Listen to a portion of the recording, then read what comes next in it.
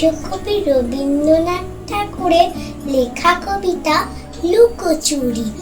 আমি যদি দুষ্টুমি করে চাপার গাছে চাপা হয়ে ফুটি, ভোরের বেলা মাগো ডালের পরে কচি পাতায় করি লুটোপুটি, তবে তুমি আমার কাছে হারে।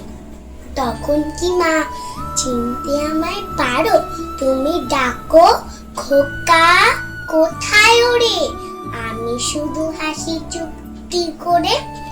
যখন তুমি থাকবে যে কাজ নিয়ে, সবে আমি দেখবো নয়ন মেলে। শান্তি করে চাপার তলা দিয়ে আসবে তুমি পিঠেতে চুল ফেলে।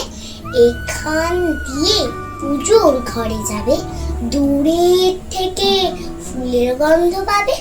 তখন তুমি বুঝতে পারবে না সে তোমার খোকার গায়ের গন্ধ আসে।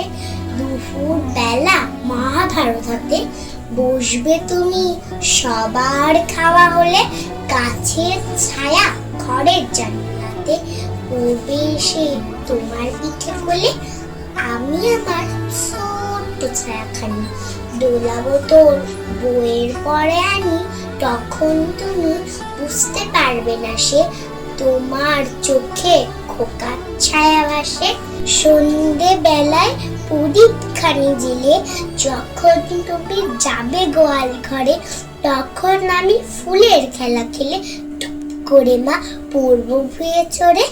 আবার আমি তোমার খোকা হব, গল্প বলো তোমায় গিয়ে কব। তুমি বলবে দুষ্টু ছিলি কথা, আমি বলবো না সে কথা। নমস্কার।